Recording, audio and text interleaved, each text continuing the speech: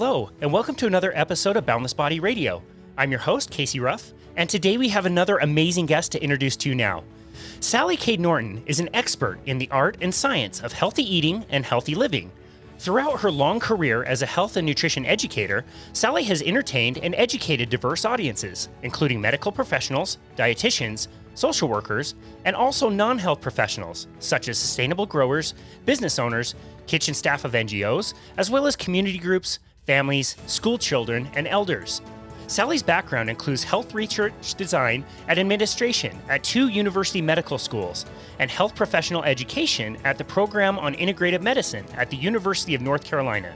She is the editor and co-author of a series of monographs on complementary healthcare and integrative medicine. Her interest and expertise in dietary oxalates originates from personal experience in healing pain and fatigue for herself and many clients. She received her degree in nutrition from Cornell University and her master's degree in public health from the University of North Carolina, Chapel Hill. Sally Norton, what an honor it is to welcome you to Boundless Body Radio. It's so nice to be with you. Thanks for the invite. Such an honor. I've been following your work for a very long time, and it's just so cool to get to talk to you about this subject, which is absolutely bonkers to me. I've been in the personal training and nutrition field for a little while now, and I remember certain people saying certain things that really shook up my viewpoint. Really weird things. I remember to this day an interview done by Nina Teicholz, talking about the big fat surprise and how butter could be healthy for you. And that blew me away. I remember a Sean Baker episode on Joe Rogan, which I to this day have not finished, where he said you could just eat meat and be totally healthy.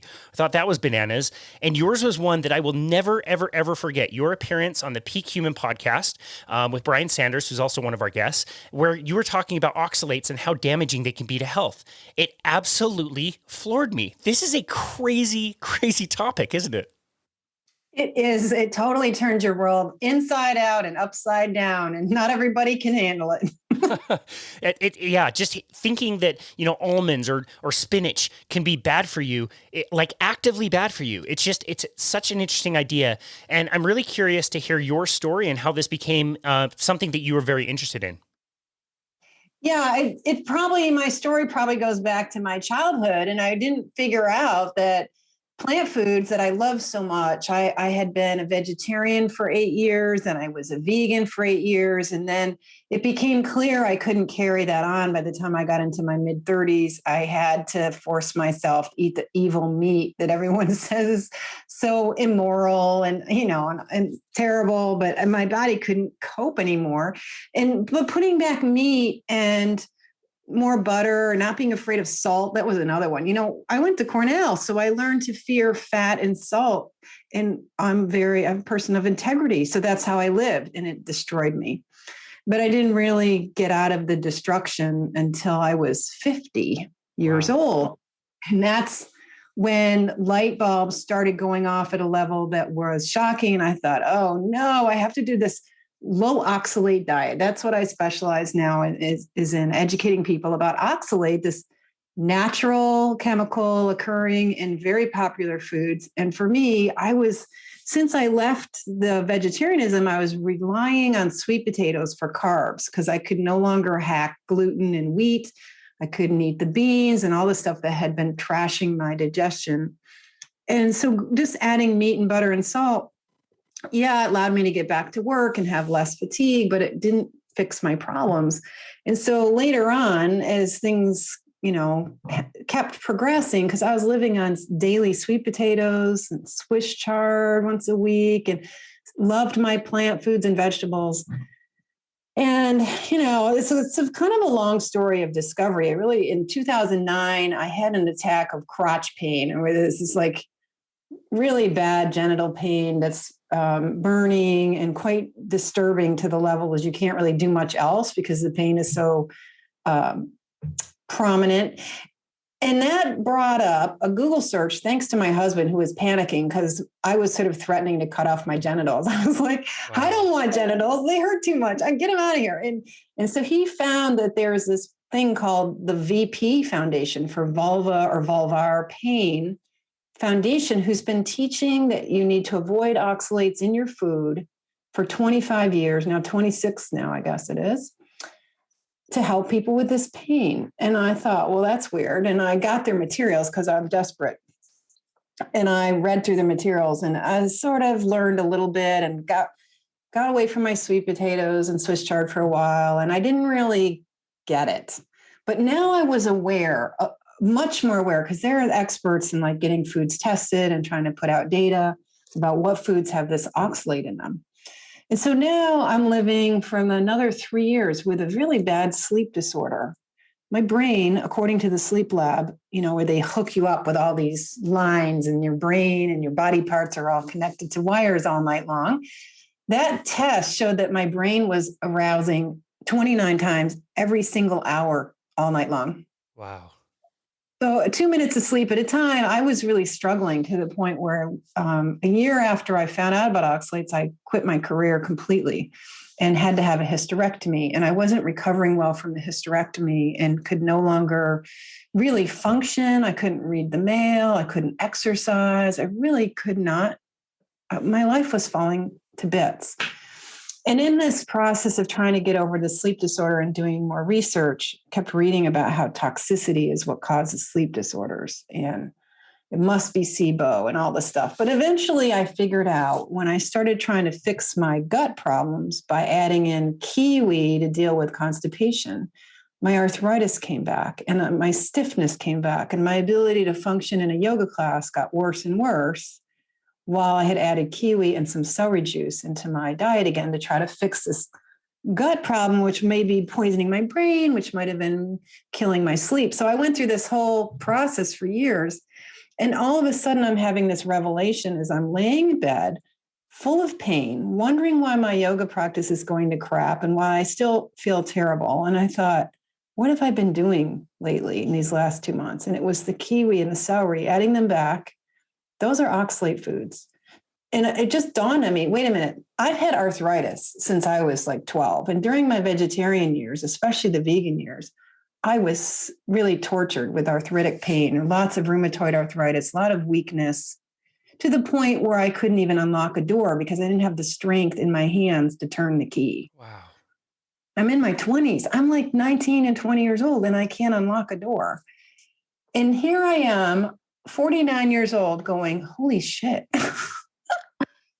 My arthritis that has been such a challenge and, unfortunate torment was from my healthy food.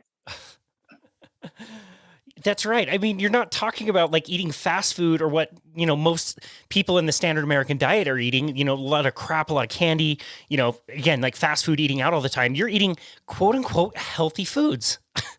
It must have floored you. It really did. I'm like, oh my God. And I'm like, oh man, one more diet I have to do. I'm already avoiding this and that and this and that, I'm like, I resented really having to get serious about it. And now I knew about low oxalate diet because the VP Foundation had taught me. Now my body's telling me, oh, you actually need to take this seriously because your arthritis. I'm like, but I have the sleep problem. I'm trying to fix my sleep problem. So we think of these things as separate problems. I mean, I have so many meltdown problems, a list to take the whole rest of our time together to just talk about all my health problems. And so I'm still in that mindset, like, oh my God, I need a separate diet for my arthritis. And then I have to go back to the SIBO/sleep disorder problem. And so I kind of do it resentfully. So I get serious about oxalates and cut out the kiwi and the celery and the remnants. I had let my favorite sweet potatoes sneak back into my diet. This is how it goes with most of us. And I cut them out. And 10 days later or less, it might have been less, I'm like, I can read again. I must be sleeping better. I'm starting to perk up and I'm starting to feel a little more like myself. Within less than 2 weeks of avoiding oxalates, I could tell that it wasn't just my arthritis. I could tell it was my brain function. It was my ability to sleep. It was pain overall. It might have been many other things that were going on. And I'm like, wait a minute, this is crazy. I should know about this. I have a degree in nutrition. I have textbooks. I have education. I've been in integrative medicine. Like, I'm Miss Know-It-All. And this all came as a shock to me. Yeah, seriously. you wouldn't imagine. It's like you said, like you wouldn't imagine that so many different problems would all be connected to one thing. And rather than deal with all the branches, you went right to the root of the problem that solved so many different issues. So what in the hell is an oxalate, and how does it cause so many problems? Oxalate is this tiny little chemical, and plants like to make a lot of it. It's really quite distributed through nature too. It's not just plants making it. Polluted air makes it. Soil funguses make it. It's so, when you start reading about oxalate and really digging around to find it, it's surprising how ubiquitous oxalate is. And one of the reasons is it's a small molecule with 2 carbons. So it's an organic 2-carbon molecule. It has 4 oxygens on it. It's very oxidative. And plants often, in order to make this stuff, they make vitamin C, because vitamin C very easily converts into oxalate. And so if you take a lot of vitamin C supplements, a lot of that can become oxalate in the body. So we eat oxalate because plants make it, and we eat the plants. And oh my gosh, I could just talk about oxalate in nature. And it's fascinating that the soot that forms after you burn wood, a lot of that is oxalate crystals. You see, the calcium oxalate forms from oxalic acid, the little 2-carbon molecule. It likes to drop hydrogens, little acids around, and picks up positively charged minerals like calcium, iron, magnesium, and so on. And that's why oxalic acid is used as a cleaner. You can clean the rust off of your patio with oxalic acid. They use it to clean out radiators and clean down engines. It's been used in industry to bleach fabrics, wood, and leather since the late 1700s. And we eat it every day in popular health foods like the almonds and cashews, hemp, chia, peanuts, pine nuts. So the nuts and seeds are really high, including the sesame seeds. And then there's certain fruits that are high, like the kiwi I was doing. Pears can be high, the zest of lemons and citrus fruit, but the fruit itself is not, but just the skin. Plantains, pomegranate, rhubarb is the classic high oxalate food. People have been known to kill themselves eating rhubarb leaves because of the oxalic acid in rhubarb. Wow. Star fruit, people drop dead from eating star fruits because of oxalate. Black beans aren't so good. The beans we make Boston baked beans with aren't so good. A lot of those white beans like northern beans, pinto beans aren't so great. And then there's all these new pseudo grains that are really popular now, like amaranth, and buckwheat is probably the worst of the pseudo grains. Buckwheat, teff, quinoa. What's the other one? Amaranth. I don't know. Anyway, popular, being used because we're in this kind of gluten and wheat avoiding period right now, and people still want their bread and their dessert, so they're using these other things that are high in oxalate. Potatoes are very high. We grow up on tater tots, chips, and French fries and keep eating them. And when you go out for lunch, it's usually, do you want chips or fries? And for dinner, do you want baked or fries with that? Like it's everywhere. Plus, we're turning things like plantain into chips, and we're turning beets and other high oxalate roots into chips. Then there's the black tea, and a couple of the spices, including turmeric, are all high in oxalate. And the one people never want to hear about is chocolate. Carob and chocolate, the cocoa powder fraction of chocolate, is very high in oxalic acid. We just lost a lot of listeners. Sorry, guys. Sorry. Okay, I think it's so interesting to hear about all those plant foods that are really high in oxalate. And I think it's so important also to say, what is the reason that a plant would make a compound like this? I mean, oftentimes we just think that these plants are around so that we can eat them, but that's not necessarily the case, is it? Well, if you really hold still long enough to realize that you think the plants were put here for you got to think about how humans are. We're so egocentric.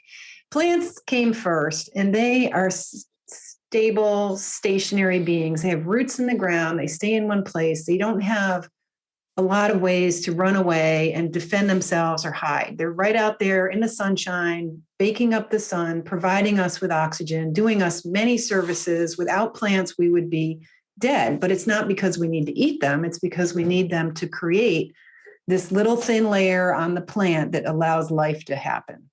Without the plants, there wouldn't be everything we need to have life. But that doesn't mean we're supposed to eat them. Plants don't want to be eaten. They have to defend themselves from funguses, insects, and herbivores. They have to defend themselves from diseases. They have to deal with uneven amounts of calcium in the soil. If they create more oxalic acid, they can shunt calcium and set it aside. A lot of the tree bark that sheds off trees is loaded with oxalate because the trees are shedding off this excess calcium. Something like 200 pounds of oxalate can be, calcium oxalate crystals can be coming off in a year on a very large tree. Wow. Yeah, so they need to shed the calcium. They also have to deal with their own metabolism. Plants can use oxalic acid and calcium oxalate to generate hydrogen peroxide to fight off funguses. And it's a great way to store calcium when you need it for later. And what plants' big priority is the next generation. All living things care about their babies. And plant babies, we call them seeds. Seeds are all pretty much prone to having quite a bit of calcium oxalate there because that's a way of giving the seed the calcium it will need for when it germinates. It needs calcium as a cofactor that helps the enzymes build amino acids and build a new plant. Wow. Okay. So when you were saying that you were at school and nobody taught you about this was not talked about, I took a second to rifle through my nutrition manual. And, I don't have a degree in this. I didn't go to Cornell and have, the education that you did, but I rifled through to see if I could find oxalate. There's nothing in the book about oxalate. There was something about phytonutrients and hormetic stress. And we think that these phyto quote unquote nutrients are good for us because they cause a small amount of stress in the body, but that's not necessarily the case, is it? No, things like polyphenols, for example, they're considered one of these plant phytonutrients. We're giving different plant names. We're calling them phytonutrients because they're not essential nutrients, but they're compounds that plants make that interact with our biology. And they typically stress our biology in ways that helps make us better. So it's like a workout for your biology. And that's how medications work too, where you're basically providing a little bit of a toxin in the right dose that allows you to respond in a way that has healing benefits. But we think now that we should load up on these plant molecules and chemicals because we see in the lab some potential benefits. But it's very one-sided. We have this benefits-only mindset because we live in such a commercial world now that even researchers are concerned about what could be patentable, what products could we develop, how could I become the best guy on the block and get tenure faster and so on. And so there's a distortion in even how researchers are thinking about things to the point where they're not spending enough energy on, okay, there's evidence this might be helpful, but there's this other side and who's going to fund the other side? Who's going to let me publish about the other side? That's not really happening. And then we have media taking findings that seem positive and blowing them up. But if you look at like plant polyphenols and you look around for anybody willing to talk about the other side of it, you'll find things like, well, the body doesn't like to absorb them. They remain in the GI tract because the body has no interest in them in terms of helping physiology or doing anything good inside your system.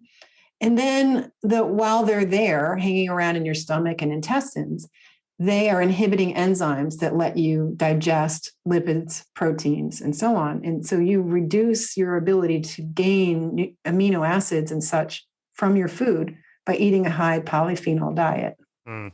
Well, in the list of the foods that you named off that were high oxalate, you mentioned kiwi, but I didn't hear a ton of fruit in there. I heard mostly vegetables.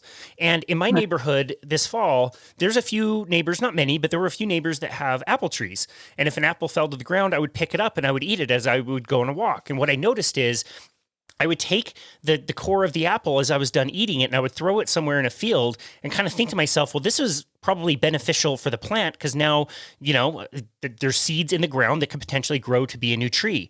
Is that why fruit is ubiquitously tasty to most people and generally speaking, not very high in oxalate? You're talking about how clever the plants are, because the plants can put out this little treat and convince a squirrel or a bird or even a human, now that we've modified the plants so the fruit are especially fascinating to us. They're sweeter, they're bigger, they're easier to eat.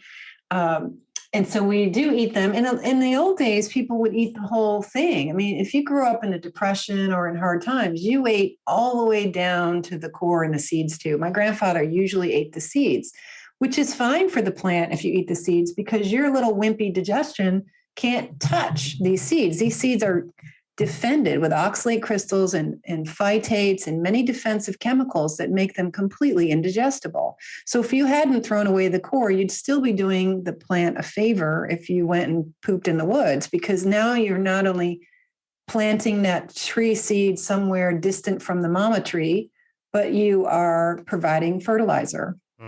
Yeah, that's a great point. And another thing to think about is, guess what? If you go to that same apple tree right now, there's no apples. It's very, very seasonal. They don't grow all the time, 365 days a year, yet you can go into a store and buy an apple whenever you like. That's not natural. Yeah, and weirdly, things that are super perishable, like raspberries and blackberries, and they happen to be really high in oxalate, you can get them like most of the year now, which is mind-blowing. It's crazy what they've been able to do to grow these plants year round and to distribute them all over the planet. Anyway, okay, so this is an unnatural way to eat. Essentially, the way we're eating now and loading up on seasonal foods year round and pushing leafy greens as if we ever ate those year round. And a lot of these things that are supposed to be so great for us are very popular because we get a lot of kudos for doing this. Like, we're being asked by everybody in health and nutrition, no matter what church of nutrition you live in, pretty much says eat more vegetables, eat more fruit. Yep, totally. And nobody questions it. Okay, so let's take the trip inside the body when we're consuming the oxalates. What happens when they get into the body? Where do they go? So immediately you're chewing oxalates, and it's potentially, the oxalates are often in these crystal forms, and the crystals can literally wear your teeth down if you eat a lot of them, although generally they don't. They land in the stomach. The acid stomach starts liberating the oxalate, and you already start absorbing it into the hepatic circulation from the stomach all the way through. And so there's a long 24-hour period where oxalates can move from your digestive tract into your bloodstream. And gets particularly high about 4 hours into the process. That's when you're going to see the most oxalate in the blood moving from the intestinal tract to the liver. Everything we eat has to be going to the liver. So 100% of what gets into your blood goes to the liver, which has to deal with the stressful nature of oxalate and really has to use up quite a bit of glutathione, an antioxidant, naturally built antioxidants that the cells in the liver make to protect itself from oxalate. And it does a great job protecting itself, but it could be kind of wearing out the liver in terms of how much glutathione it can produce. So you could be setting yourself up for chemical sensitivity from eating a lot of oxalate. So then it goes through the liver pretty quickly, and 2 inches later, it's in the heart. So now your heart has got oxalate inside of it. And then it goes to your lungs, because now your blood goes and picks up oxygen, and it comes back for the heart for even stronger push out into the whole vascular system. So it's riding around in your blood vessels, this endothelial lining. These fragile cells that are doing so much for you are being exposed to oxalic acid, as are the red blood cells and the white blood cells. And within half an hour, 45 minutes of eating, say, a spinach smoothie, you've already damaged the mitochondria in your immune cells that are traveling in your blood. Wow. And is that just the abrasiveness of the crystal? It's a lot more than that. It's because it's not crystal yet. So this is the important point. You're eating both oxalic acid, a soluble thing, which means it turns into an ion. So that's a single molecule with a charge, a negative charge on it. That single molecule ion is what gets into the blood. The crystals that are in the plants basically just tumble through and just act like grit and sandpaper in your digestive tract, and you generally do not absorb crystals unless the acid of the stomach is really helping to break them down. So it's not that they're crystals yet, but when they get into the blood, they can find calcium, iron, magnesium, and start bonding to those in the blood. And some amount of it will start grabbing calcium from the blood. The more you eat, the more likely you're going to start losing calcium from the blood. That's not so good because your heart needs a certain amount of calcium in the blood in order for the pacemaker to work correctly. You could get into arrhythmias, you can get into hypertension, you could get into, brief periods that are in this sort of 3 to 6 hour period after a meal. You could get into some funny things with the heart because you're losing calcium. So how is the body going to compensate if you're losing calcium because you ate so much oxalate? What is it going to do? I would think bones. That's exactly how the body thinks. Bones get borrowed from.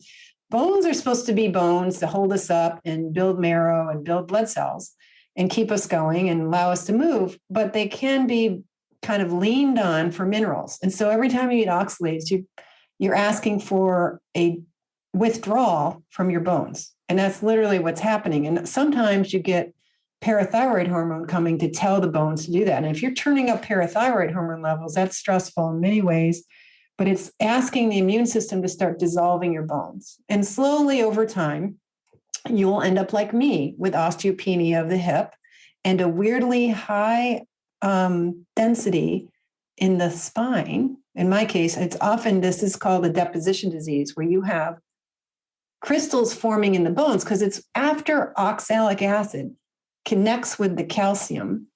And then a set of, say, 8 pairs of little calcium oxalates come together and they become the seed crystal to begin forming crystals in the body.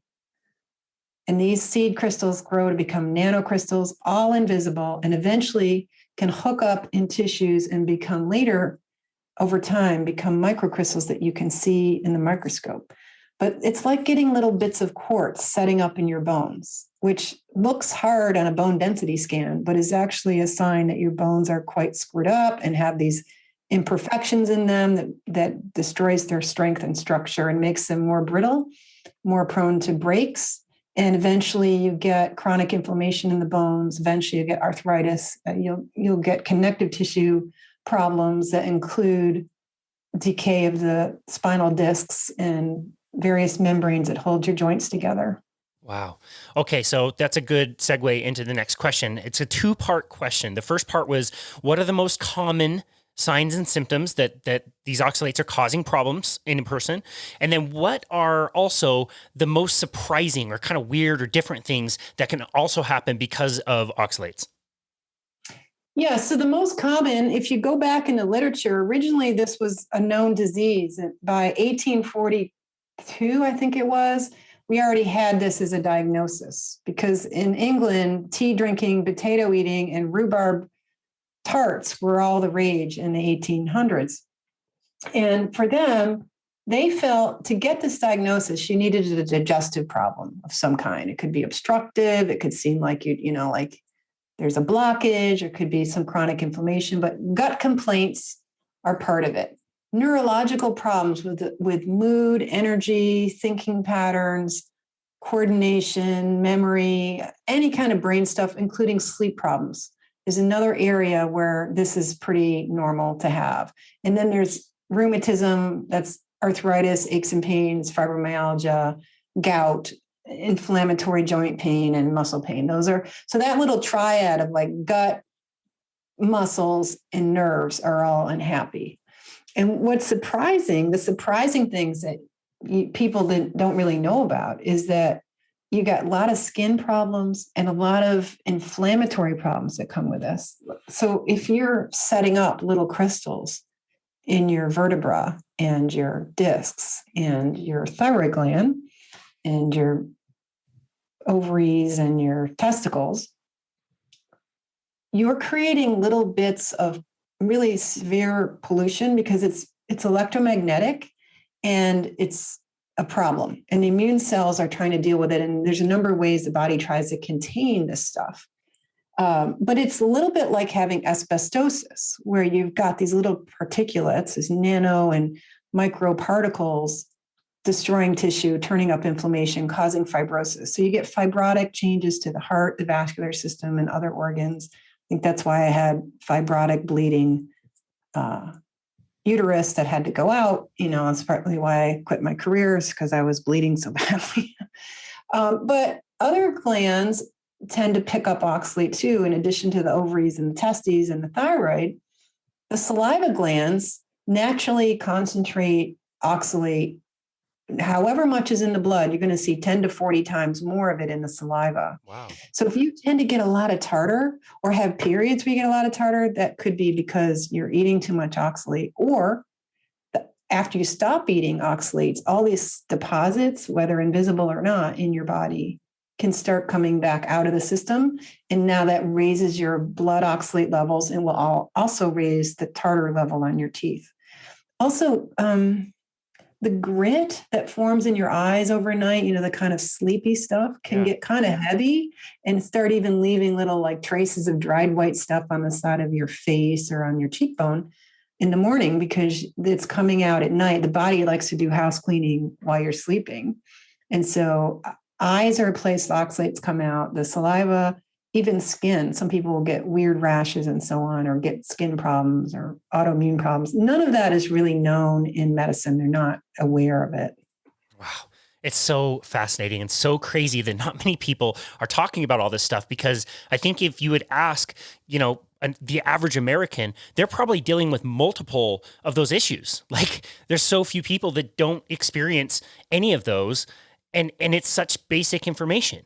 And it's really interesting too, that like you can create a list and say, okay, these foods are high, these foods are low. So just eat from the low list and everything will be fine. But transitioning off of oxalates is so incredibly complex and a little bit confusing. Can you explain that a little bit?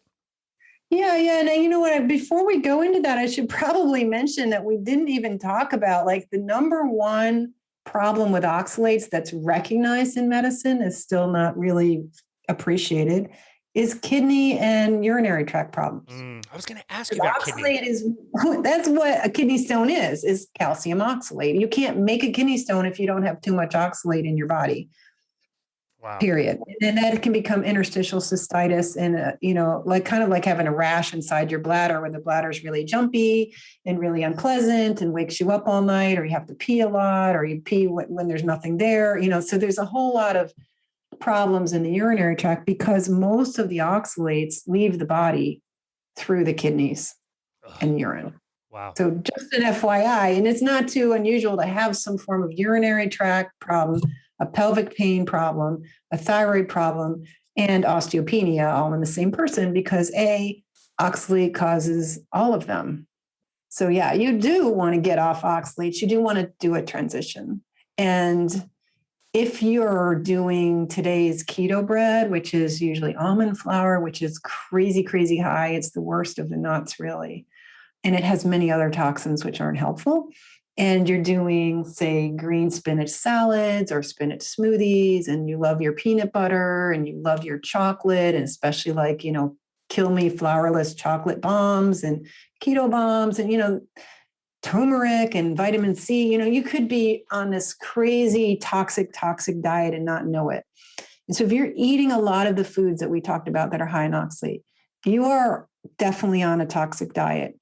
And if you want to go to a really low oxalate diet, if you do it really fast, it's kind of like jumping out of a plane without a parachute.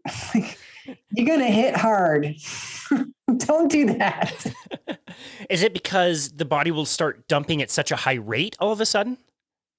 Yeah, the body works on signals, so the signal of eating a lot tells the body, oh, hold on to it, because we're trying to protect the blood and the heart and the kidneys from being completely ruined by your toxic diet. So the body's been in this mode of holding and what I call sequestration, or holding on to the excess oxalate that you're eating.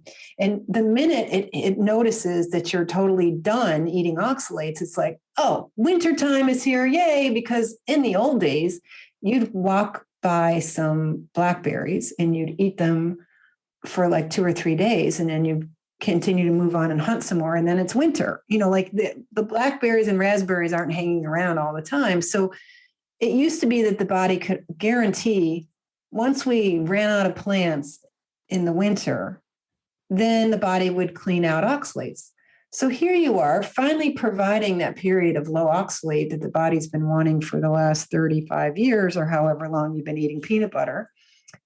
And it's like, okay, yay, we can get rid of this stuff. And so what you want to do is not clue the body into like, oh, we're going to totally stop and you can start just cleaning house. We want to pretend that we're not stopping. So we're kind of backing out of this little disaster as if we're walking backwards out of a baby's room and not waking up the baby. Like come back out kind of slowly, tiptoeing back. So it's okay to hang on to your chocolate for a while, essentially. So that's the good news. We got some listeners back. Start with the Swiss chard. Everyone agrees that it's possible to live without Swiss chard. Even the plant Nazis are willing to let you give up Swiss chard. Yeah, gross. I don't want any. So what are some other like low oxalate foods that people can start to include in their diet? Well, if you insist on eating seeds, which isn't my recommendation for your gut health, pumpkin seeds are really low. Get the sprouted ones. Watermelon seeds are low. Sunflower and flax are low, and coconut is low. So if you're still a nut and seed person, those would be the ones. Obviously, animals don't make a lot of oxalate because it's toxic for them. So the animal foods are all fine. Your meat, your dairy, your butter, your eggs, your fish, and fats are all good. Fats don't carry oxalate. Even if you've got a fat extracted from a high oxalate food like a peanut oil, there's not any oxalate in that because the oxalate sticks with the water part and with the fibers and all that get settle out and oil floats to the top. So not that I'm recommending peanut oil, not by a long stretch, but just so you know, generally the biochemistry or the chemistry of oxalate is it's not going to be in fat. So fats are good. And then in vegetables, boil your asparagus and that's fine. And then arugula and bok choy and Brussels sprouts and cabbage and cauliflower and those kinds of, kale and other cabbage family vegetables, the whole family is not into making oxalate. They're low oxalate. So it was one plant, originally a mustard plant, that we turned into what looks like a rainbow of plants, but they all have this very similar physiology and don't produce oxalate. If you boil your green peas, they're fine. Winter squash and cucumbers and the cucurbit family, like zucchini, they're all good. Watercress is good. Lettuces are all good. Including romaine and water chestnuts are pretty low too. So there's vegetables to eat. Mushrooms are low. Onions low. Yeah. Did we talk about potatoes and sweet potatoes? Because they're not low. Yeah, we did a little bit, but we can reiterate that. I think it's also surprising that kale is a low oxalate food. You'd think that spinach, since it's so high, that kale would be high as well, and that's not the case, correct? People say the word kale and spinach as if they're twins all the time. I don't know how I think kale and spinach both have like whole streets on Madison Avenue that are advertising for them, and everyone's kind of glom them on as to the pinnacle leafy greens. And so, I don't know how we got that way. There is one kale that's a lot higher than the other kales, or, kales vary. There's like 10 kinds of kale. And the really tough, dark, leathery one is the lowest one. But if you're eating a high oxalate diet, it doesn't matter that the green curly kale is way higher than the lactinato kale because it's all much lower than spinach and Swiss chard and beet greens. Gotcha. And we mentioned potatoes. Let's talk about that for a second. And then also, like, is there a difference in the varieties or is there a difference in how it's prepared that would change things? Yeah, boiling will leach out some of the oxalates. And if you throw out the cooking water, you can lower oxalate in asparagus and broccoli. Broccoli is a little bit on the high side for the cabbage family, by the way. So I really suggest you boil it. But cooking vegetables is always a good idea. If you think you're getting any nutrients out of vegetable, you need to break down those cell walls because you don't have the ability to digest cell walls. They're made of cellulose. We don't have cellulase enzymes to digest them. We only have starch enzymes, amylase. So boiling is good, believe it or not. I know your grandmother did that and you thought, oh, how stupid that was. But Oxalates prove that grandma was right, that boiling is an okay idea. Same with your peas and so on. But throw out the water. Don't turn that into soup and preserve all that oxalate. Mm. Well, grandma also had a jar of bacon grease on her stove, so she's been right more than once. You can say that again. Wow. Yeah. So, and then the beans, there's several high beans, but mung beans are really low. Butter beans, green peas are low, and so on. And potatoes, though, are it's sort of the beloved Western European American thing. Ever since we invented potato chips, tater tots, and French fries, potatoes are everywhere. And that's an addictive food like chocolate. And people are like, wait a minute, I don't want to not eat potatoes. So if you want to switch from the russets, the Idaho baking potatoes, which are really high, switch over to a red skin new potato. They're much lower, and boil them and don't eat the skin. And you're doing yourself a big switch there, and just keep your portion really modest and you'll be okay. Yeah, gotcha. And eating a whole potato in that way is very different than the other three that you mentioned, fries and tater tots. Those are all cooked in, polyunsaturated fats, which is like a double whammy of shit you shouldn't be eating. Yeah, and they don't sprinkle any compensating vitamins on there either. So they're really depleted foods, and they're full of other nasty chemicals. It's not just oxalate. The plants make a lot of other troubles, and potatoes have these other things that are not good that concentrate in cooking oils. So more of the other nasty chemicals will start concentrating in the cooking oils. And so that's not good. Plus, you're dehydrating. When you deep fry a potato and turn it into a potato chip, you're eating a very concentrated little toxic blob of nothing good for you. I've heard you use the term before, toxicity and deficiency, and you just described that absolutely perfectly. Not only is it actively bad for you, but there's nothing really actively good for you either. And those are two separate things, and I'm so glad you mentioned that. Yeah. We really just use those foods for some kind of emotional experience with, probably because we don't eat enough salt. That's why chips are so popular. Yeah, totally. I love the work of James DiNicolantonio, who explored salt and how we're so deficient in salt. It's such another one of those really bizarre stories. So if somebody recognizes that this is a problem, they're ready to detox, they're ready to include more of the foods that you named, what kinds of things can they expect in their journey? Or do some things kind of clear up really quickly and other things take a lot longer? Like, what's your experience been? Yeah, everybody is really unique. And the literature proves this out, because there is actually a genetic version of this disease called primary hyperoxaluria, and none of those patients are like each other. So there's not one way to be sick with this, and there's not one way to get better with this. But as a general rule, usually there's at least a honeymoon. If you get down low enough where the body starts gently removing oxalate, and you stop putting so much into your vascular system after every meal and messing up your liver and heart and lungs every day, the body starts immediately feeling a little better. Sometimes the sleep gets better fast. Sometimes it's something else. Sometimes the bladder starts being happier. It's really quite different. Sometimes your mood just starts getting better, but often energy, sleep, pain. Within a few months, most people have much lower pain levels with their fibromyalgia. Their kidney stones stop being constant threat. You can really start dissolving kidney stones, especially if you add lemon juice or citrate supplements. But I would say, as a general course of the problem, we've created a chronic disease now because we have decades of having eaten these foods. And now when you stop eating them or lower them into a safer zone, you've got an 8 to 10 year project ahead of you of the tissues removing this from the body. And I think the body tends to prioritize the kidneys and the vascular system, and starts cleaning out the kidneys and helping the vascular system kind of recuperate early on. And after you get your vitality back, because now your body's clearing it out better, because when your kidneys are getting clogged up with oxalates, your ability to remove oxalates gets worse and worse. And so there's more of a backlog. And once the kidneys are happier, you can clean out more, but then that means a couple years down the road, you now have the vitality and the excretion ability to start getting into those deeper spots, like in your joints. And you could start to feel worse and do more neuroinflammation and more joint pain a couple years down the road, because the immune system is going into those tissues and trying to clean them up now, because now the exits are working.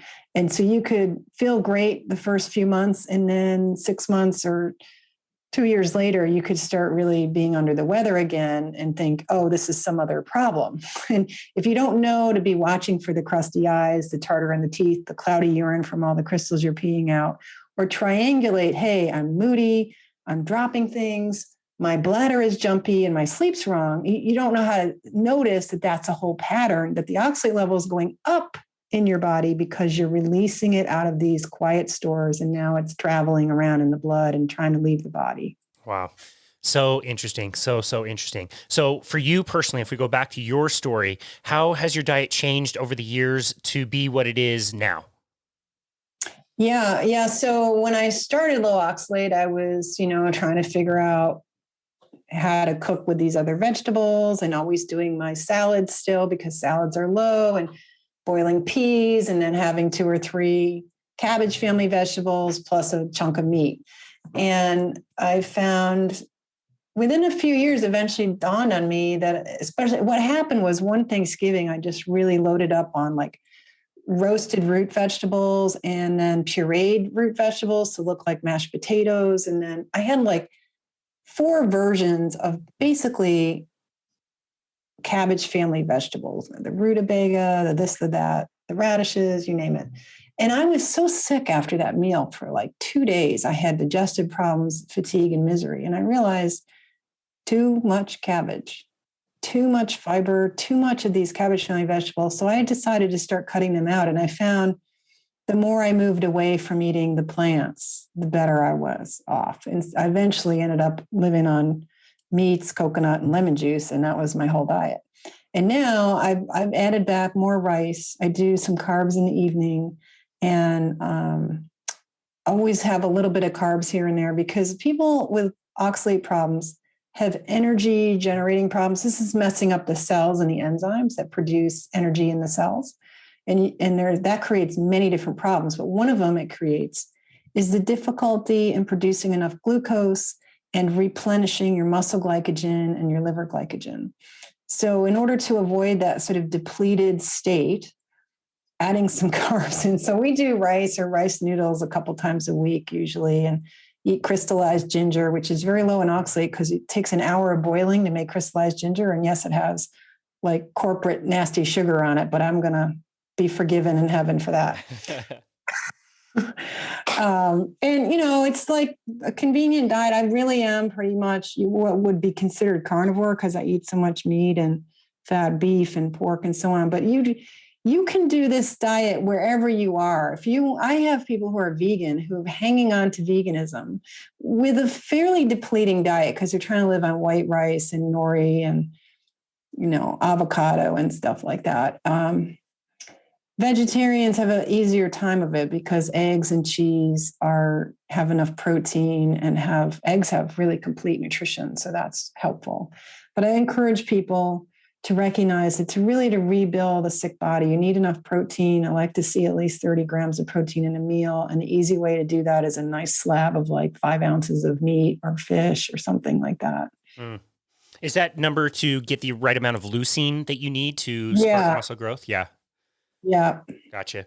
Well, I think you and I kind of did the experiment at about the same time. Mine was April of 2019. I believe that's when you kind of started a carnivore-ish diet. And April 1st. Well, that's when I moved. That's when I experimented with, what if I didn't have lemons and coconut and I just ate meat? So April 1st of 2019 is when I let go of the coconut and lemons for a while. Mm. And I went full carnivore. Yep. Gotcha. Yeah. After 30 days of my experiment, I just kind of forgot to get off. And so I find it today that, eating not all, but mostly carnivore, it makes things a lot easier. You don't have to worry about which plants have oxalates and which ones don't, or other phytochemicals, or how to prepare them. It's kind of easy just to have mostly meat and have that be your sustenance. I think the animal protein is so much more complete. I think the fats are so helpful. Did you notice any changes in your mood or your mental clarity when you went more carnivore? No, I think what it did for me was made me realize that I had done so many lemons. The lemons are really helpful because of the citrate, and it helps to dissolve oxalate crystals and protect your kidneys from getting kidney stones. And it addresses the acidity because dietary oxalate creates metabolic acidosis, both on the way in and the way out. It creates anemia, creates all kinds of problems, including, this fibrosis. But the lemon juice is really helpful to address the metabolic acidosis and make you feel better. But over the course of years of doing so many lemons, I think going full carnivore taught me that, you feel better without the lemons. I think I had basically developed a slight kind of allergy to lemons. They're full of, flavonoids and whatever. So that taught me, well, probably it's time to be done with lemons. And that was really valuable. So that is the other real value of the full hardcore carnivore, is it is the ultimate elimination diet. And you can start once you get rid of oxalate, your body starts being able to tell you, hey, I don't really want that. Whereas when you're eating oxalate, it confuses signaling, it confuses your symptom pattern at a level where it's really hard to tell what the heck agrees with you and what is probably better left alone. Yeah, that's a great point. And I'm so glad too, just going back to what you said earlier, you can do this on a vegan diet. It's a little harder. You can do this on a vegetarian diet. That might be, doable as well. You mentioned the eggs and things like that, but we're not, just because, you and I chose to be a little bit more on the carnivore side doesn't mean we're screaming at people who want to do things a different way. There's always a way that you can do it. And I love that you make it so inclusive, and approachable for so many different people and different choices. That's totally fine. I would really like to underscore that point. Thank you for making a point to say that, because, everyone deserves the opportunity to see what life is like without poisoning yourself with oxalate. And you shouldn't deny yourself that because you think that you have to have these foods. I think that is the biggest mental hurdle. We were told, people with actual nutrition degrees will say ridiculous things like, if you quit eating spinach, you're going to be malnourished. I mean, that is the biggest load of garbage, but it's got people frightened. Yeah, totally. It's like you said earlier, it's like ubiquitously known. If I ask 100 people if spinach is good for you, 100 of them are going to say, of course, like, duh, dummy. Popeye used to eat it. He was healthy. Well, I was really hoping this conversation would be like really high level so people could recognize some of these signs and symptoms and start to get interested in this, and then find your research and your resources, which go way, way in depth. Your website is incredible and incredibly done. Can you tell the listener what kind of resources they can expect to find there? Yeah, on my website, I've got many pages that kind of walk you through, like, here's the symptoms and here's what it does to you. And here's a tiny taste of the science there. And then, here's how I can help you. Here's a beginner's guide, a really simple 3-page color document that shows you kind of graphically, how crazy a smoothie really is compared to what your body is, what's considered normal and what your body can literally handle. You're designed to handle maybe 100 to 150 milligrams of oxalate, and you're eating like 1,000 when you eat one smoothie. So that beginner's guide shows you that and gives you this simple, here's the high ones, here's the low ones, and start switching over. And so that's an easy place to start. I've got a cookbook on there that if you love your vegetables, there's like gobs of vegetable recipes there, how to work with eggs, what some sweets you could have. And so it gives you some great ideas to get you going on what the heck you should be cooking. And then there's, I've been on maybe 37 podcasts. So some of them are linked there from my website as well. You can find me on Instagram, where there's some interesting conversations happening with some people sharing their stories under the posts. I really encourage you to take time to go back through my posts on Instagram if you're on Instagram. You can also find those same posts on my Facebook page. Because in there is not only lots of science, like it's dense material for Instagram, but people sharing their stories. And it's really grounding to hear what people have to say. Yeah, I love that. I think that's kind of a benefit of, group classes where people can kind of talk and communicate. And I think Facebook forums are a great way to do that. You're getting people together to share their information. It's not just Sally saying whatever she's saying. It's people relating to other people's experiences and trying to help. I'm really glad you mentioned your Instagram. I love following you on Instagram. And I've asked this question of some of my guests before, and I'm going to ask it of you. if I just magic wand said, Sally, you're absolutely wrong. You got the science wrong. You're totally wrong about everything. Why would I not look at you and your Instagram page and just think, why would I not just do whatever she's doing? You are healthy and happy and thriving and kicking ass and having so much fun. Why would I not want to just reverse engineer whatever you're doing anyway? Well, thank God I'm not old and decrepit and broken all the way, because I wouldn't be able to help people realize that this is really worth looking at. And, people are, I would say it's even unusual to care about your nutrition, unfortunately. Like, it's still a small percentage of people who are willing to even debate it and argue about it, who care enough to have the argument. And if they care enough to argue with you, then maybe eventually they will see the light. Because if you're bringing it up to skeptics, you've set this little thorn in their shoe by saying, no, spinach is bad for you. And eventually it's going to bother them that they don't know about this, and they're going to have to secretly start learning. Yeah, that's a really great point. I love that. What is something you're working on for the future? Well, I just want to mention, since you mentioned group classes, I do group classes on Zoom. We just had one this morning, and it was exactly what you just described. People sharing. We had just a lovely conversation. We have one woman who's been there 35 classes, and we had 10 people who were brand new. I keep that very small and conversational, and I show PowerPoints, and it's a lovely thing to participate in. Hard to get into because I keep them so small. But future things, I'm going to be working hard this winter on a course for health providers and nutritionists so they can really learn this and understand it at a deeper level and help others. I'm finishing up my book with my publisher that should be out next year. And there's just, perpetual work that has to do with trying to bring this message out so that more and more people in the mainstream start recognizing this. So just like no one knew about gluten 15, 20 years ago, everyone's talking gluten. That's going to be the case with oxalates in the next 5 to 10 years. I sure hope so. And I love what you're doing by sharing your message with other practitioners. I think that's such an amazing way to contact so many more people and help so many more people. I will definitely be looking forward to that. That sounds amazing. This conversation has been amazing. If you had to leave the listener with one simple tip, what would you want that tip to be? I guess just to recognize that plant toxins are produced because nature needs plants to produce toxins. This is a huge blind spot in our fantasy that plants are all sweet and benign and want to be eaten. If we could get over that and recognize that you can't let your 4-year-old nephew eat your bushes, and you probably shouldn't be eating like a squirrel and a bird yourself, it'll be easier. I love that. What a great way to end this conversation.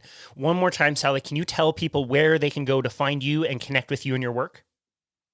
My website is sallyknorton.com. That's sallyknorton.com. And you can email me through the website. You can also find me on Instagram, which is sknorton on Instagram. And on Facebook, it's Be Free to Thrive.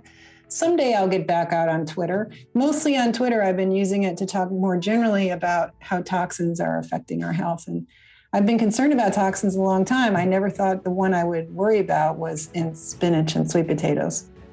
I was wondering why Twitter wasn't included in there. I think Twitter itself is also a toxin. Yeah, I think there's more misbehavior on Twitter. I find Instagram oddly warm and friendly. It totally is. I'm not very good at using it, but I totally agree. It's easier to scroll through, and I get a lot happier when I scroll through Instagram than when I scroll through Twitter and just get way too upset about stupid things. Somebody's always making you laugh on Instagram. Totally. I love it. We will link to all of that in the show notes. Sally K. Norton, what an honor it was to talk to you today. I've been looking forward to this for a very long time. Your work is so helpful, and I'm so grateful for you and your work, and that you would be able to come on the show so that we can now have something to share with others and hopefully raise awareness around this such an important issue that we need to really deal with. So thank you so much. We're so grateful for you and everything that you've done. Thank you so much. I appreciate the wonderful praise and the chance to work with you. I'm looking forward to more in the future. Absolutely, as are we. And this has been another episode of Boundless Body Radio.